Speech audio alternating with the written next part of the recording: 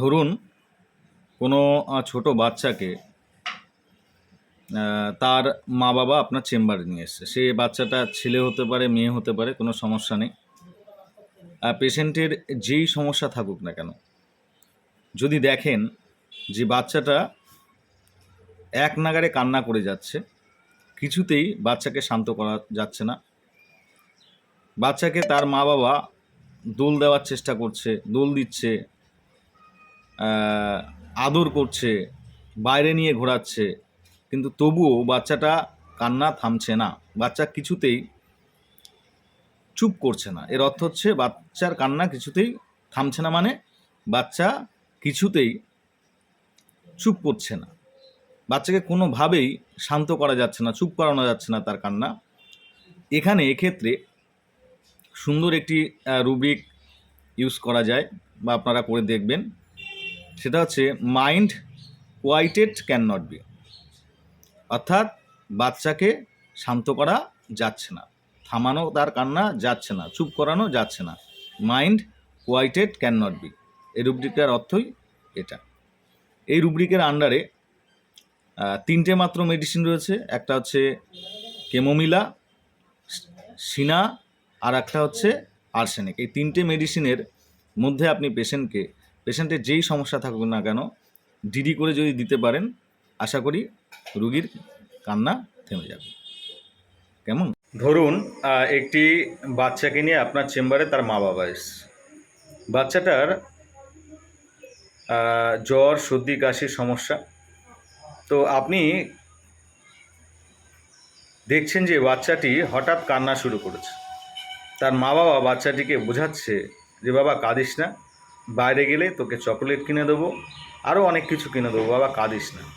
কিন্তু বাচ্চাটি আরও জোরে জোরে কাঁদছে। বাচ্চাটার মা বাবা যত বাচ্চাটিকে সান্ত্বনা দেওয়ার চেষ্টা করছে, বাচ্চা আরও জোরে তীব্র চিৎকার করে কান্না করছে। এক্ষেত্রে একটি সুন্দর রুব্রিক আপনারা ইউজ করতে পারেন। সেটা হচ্ছে mind shrieking, screaming, shouting children in consolation aggravation.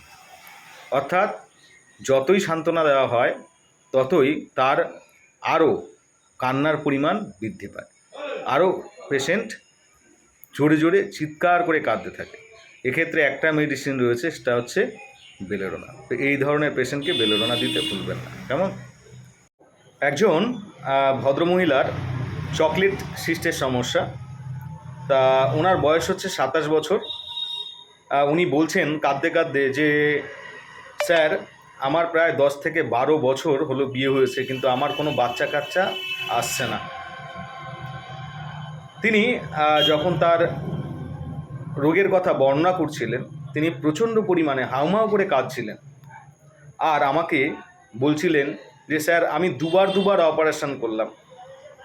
Chocolate cyst আমার হয়েছিল আজ থেকে প্রায় 5 বছর আগে, তখন আমি একবার অপারেশন করিয়েছিলাম, ফের আবার কয়েক মাস আগে করালাম, ফের আবার এটা দেখা যাচ্ছে আবার হয়েছে স্যার। আমি স্যার মা কি আর হতে পারবো না স্যার, এই বলছে, হাউমাউ করে কাঁদছে। বলছে কাঁদতে কাঁদতে বলছে, স্যার আমি মা হতে চাই স্যার, আমি মা হতে চাই, আমি মা হতে চাই স্যার, আপনি আমাকে বলুন না স্যার, আমি কি আর মা হব না। আকুলভাবে তিনি কাঁদছিলেন এবং বলছিলেন একটি অন্তত আমার যেন বেবি হয় স্যার। ইনি কিন্তু এই 10-12 বছর ধরে এলোপ্যাথিক ট্রিটমেন্ট নিয়েছিলেন, তার মধ্যে এনার 2বার অপারেশন করানো হয়েছিল। এখানে আমি আরও রুব্রিক নিয়েছিলাম, কিন্তু এর মধ্যে একটা অন্যতম রুব্রিক আপনারা যদি আপনাদের চেম্বারে পান তাহলে নিতে ছাড়বেন না। সেটা হচ্ছে mind children beget and to have children desire two.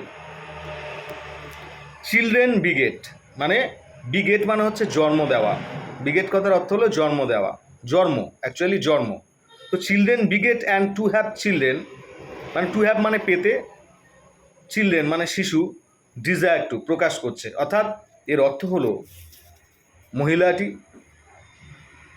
তিনি চাইছেন, ডিজায়ার টু মানে তার আন্তরিক ইচ্ছা, মনের ইচ্ছা যে আমি যেন একটা বেবি জন্ম দিতে পারি এবং আমার যেন একটা বেবি হয়, এটাই তার মনের ইচ্ছা। এই রুব্রিকটা আমরা তখনই জোরালোভাবে ধরতে পারবো যখন কোনো মহিলা আপনার সামনে আকুলভাবে কাঁদবে আর বলবে যে স্যার আমি কি আর মা হতে পারবো না স্যার, আমি একটা বাচ্চা তো চাই স্যার, আমার এত বছর বিয়ে হয়ে গেল বাচ্চা হচ্ছে না স্যার, আমার কি বাচ্চা হবে না স্যার, স্যার এমন একটা ঔষধ দিন, ব্যবস্থা করে দিন যেন আমি মা হতে পারি, আমি যেন একটা শিশুর জন্ম দিতে পারি। আকুলভাবে আপনার কাছে প্রার্থনা করবে বা কেঁদে কেঁদে আপনাকে বলবে, তখন কিন্তু আপনারা এই রুব্রিকটা ছাড়তে ভুলবেন না। একজন ভদ্রমহিলার পাইলসের সমস্যা, তো পেশেন্টটিকে আমি অনলাইনে দেখছিলাম, তো আমি বললাম যে আপনার যখন ব্যথা যন্ত্রণা হয় তখন আপনি কি করেন? তখন রোগিণী বলল যে স্যার যখন আমার ব্যথা যন্ত্রণা হয় তখন আমি অস্থির হয়ে পড়ি, ব্যথা যন্ত্রণা আমার সহ্য হয় না, এত ব্যথা হয় তখন আমার অস্থিরতা বেড়ে যায়, এদিক ওদিক করতে থাকে। এখান থেকে আমরা একটি সুন্দর রুব্রিক ব্যবহার করেছিলাম, সেটা হচ্ছে mind restlessness pain from. Restlessness কথার অর্থ হলো অস্থিরপনা করা, পেইন ফ্রম মানে কি ব্যথা যন্ত্রণার থেকে। কোনো রুগী বা বাড়ির লোক যদি বলে যে স্যার যখন ওনার ব্যথা যন্ত্রণা হয় বা আমার যখন ব্যথা যন্ত্রণা হয় তখন আমি স্থির থাকতে পারি না, উনি স্থির থাকতে পারে না, ওনার যখন ব্যথা যন্ত্রণা হয় উনি তখন ছটপট করতে থাকে, অস্থিরপনা করতে থাকে, ঘরের এদিক ওদিক দৌড়াদৌড়ি করতে থাকে, ছটপট করতে থাকে, বা আমি এটা করি ওটা করি, অস্থির হয়ে পড়ি, ছটপট করতে থাকি, ঠিকঠাক এক জায়গায় বুঝতে পারি না, তখন কিন্তু আপনারা মাইন্ড রেস্টলেসনেস পেন ফ্রম রুব্রিকটা নিতে কিন্তু ভুলবেন না। কেমন? একটি বাচ্চাকে নিয়ে তার মা বাবা চেম্বারে এসে, তো দেখা গেল যে বাচ্চাটা কিছুতেই আপনার সামনে বা ডক্টরের সামনে আসছে না। বাচ্চাটা তার মা বাবার পেছনে লুকিয়ে পড়ছে, মা বাবা চাইছে টেনে সামনে আনতে, কিন্তু বাচ্চা কিছুতেই সামনে আসতে চাইছে না, মা বাবার পেছনে লুকিয়ে পড়ছে। অথবা দেখছেন পর্দার আড়ালে লুকিয়ে যাচ্ছে। এই জায়গা থেকে আপনি তার মা বাবাকে জিজ্ঞেস করলেন যে ও এরকম করছে কেন? তখন তার মা বাবা বলছে যে ডাক্তারবাবু আমার বাচ্চাটা একটু অপরিচিত মানুষকে দেখলে ভয় পায়, তখন এরকম করে। অথবা বাড়িতে যদি কেউ আসে নতুন লোক, ও কী করবে, লুকিয়ে পড়বে, কখনো আলমারির পেছনে, কখনো আমাদের পেছনে, অথবা খাটের তলায়। এখান থেকে একটি সুন্দর রুব্রিক ইউজ করা যেতে পারে, সেটা হচ্ছে mind hiding himself children strangers from. একটি মাত্র মেডিসিন রয়েছে, সেটা হচ্ছে ব্যারাইটাকার। হাইডিং হিমসেলফ মানে কি নিজেকে লুকিয়ে নিচ্ছে, হাইডিং মানে হচ্ছে লুকিয়ে নিচ্ছে, ইনকন্টিনিউয়াস, হিমসেলফ মানে নিজেকে, চিলড্রেন মানে শিশু, স্ট্রেঞ্জার্স ফ্রম, স্ট্রেঞ্জার্স কথার অর্থ হলো অদ্ভুত, অপরিচিত, ফ্রম মানে থেকে, মানে অপরিচিত মানুষজনদের থেকে সে নিজেকে লুকিয়ে নেয়। দেখুন এখানে হয়তো বাচ্চাটা অন্য কোনো মানুষকে সে স্ট্রেঞ্জার্স ভাবে, ভয় পায় তাদেরকে দেখে, তাদের সঙ্গে কথা বলতে চায় না, তারা লুকিয়ে যায়। তো এই যে mind hiding himself children strangers from, এই রুব্রিকটা আপনারা ইউজ করতে পারেন এইসব ক্ষেত্রে। এবং এখানে একটি মাত্র মেডিসিন রয়েছে, সেটা হচ্ছে ব্যারাইটাকার।